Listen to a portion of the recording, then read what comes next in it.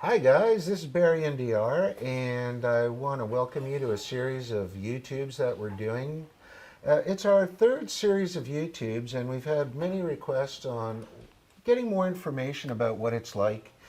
Some of the expats that have been successful in relocating here, that have started small companies, and I'd like to introduce you to a friend of mine that has grown into a friendship over the years, and we just started, as we met in the town of Cabrera, Captain Randy Road, and he has a couple of businesses here. He is American, and one is a sport fishing business and a charter business, and the other is a bed and breakfast. So without any further delay, I'd like to introduce you to Captain Randy. Hi, Barry. Hi, Randy. Good to see you. I'm glad for Good to see taking you the today. time to see us and Thanks. talk with us. And Randy, in a very general way, I don't want to tell your story, but please give a little history about your experience and what you've done in the professional world of fishing and being in America and what brought you out here. And tell the good folks, because your story is interesting.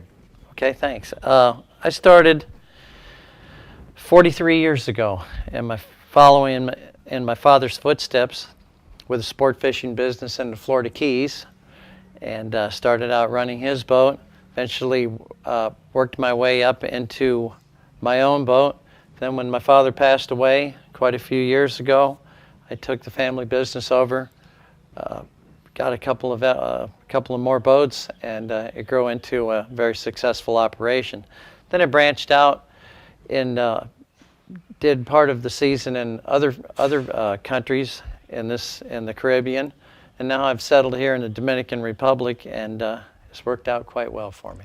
What are some of the other countries that you've actually done the business in terms of? I know it's Key West, am I correct? Well, actually, Marathon. Marathon, and tell the viewers some of the other countries that you've actually done this on a professional level. Okay, well, I actually grew up in Marathon, Florida, on the one end of the famous 7-mile long bridge, just a very small island, only 7 miles long and about a mile wide.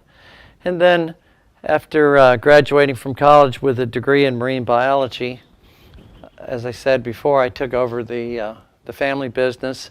And then about 20 years down the line, after I got some experience under my belt, I started a very small operation in Costa Rica back in the 1990s. And that lasted for about 20 years. So I'd go down there during the off season and then go back to the Keys for the Christmas to April high season, which is very much like the high season here. So I built that up over a period of time, and now I'm basically repeating that exact same scenario, except this time I'm a full-time resident of the Dominican Republic. Okay.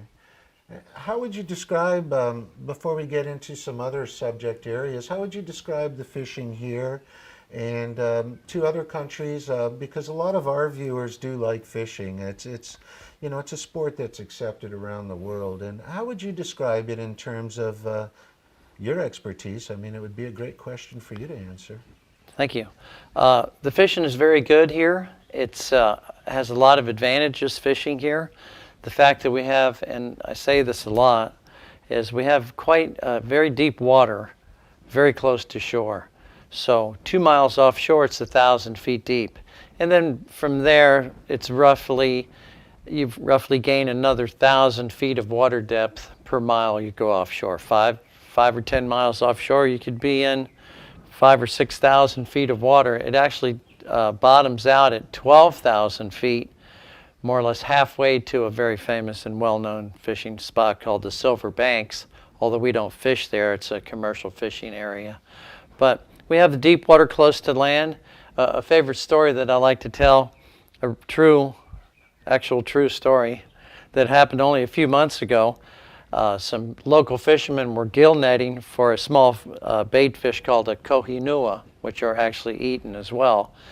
And literally 10 feet off the rocks on the Cave of the Swallows up here, off of the Laguna Grigri, a 450-pound blue marlin came within 10 or 20 feet of these rocky cliffs, attracted by the action of the bait fish trapped in the net, got tangled up in the net, and subsequently ended up in the fish market.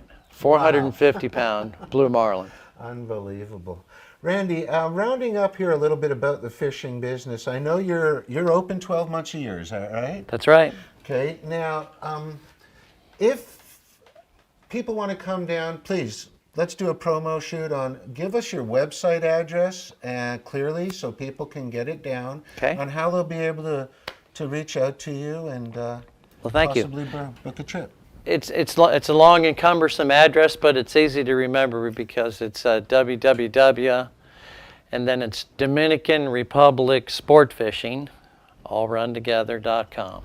Dominican Republic Sport Fishing, just the way it sounds. Okay, and just once again, one more time with your name, Captain Randy Rote. That's me. Just ask for Captain Randy and all of our guys in DRescapes. Why not take a little time also besides being with us and take an afternoon, and I'm sure Randy will be able to answer all your questions. His local knowledge is second to none. And on a personal basis, I know these guys are good, these guys are straight, and they'll treat you right. So we're going to continue on, but for now, this is Barry and DR. And Randy, I want to thank you very much for the information on fishing. Thanks, Barry.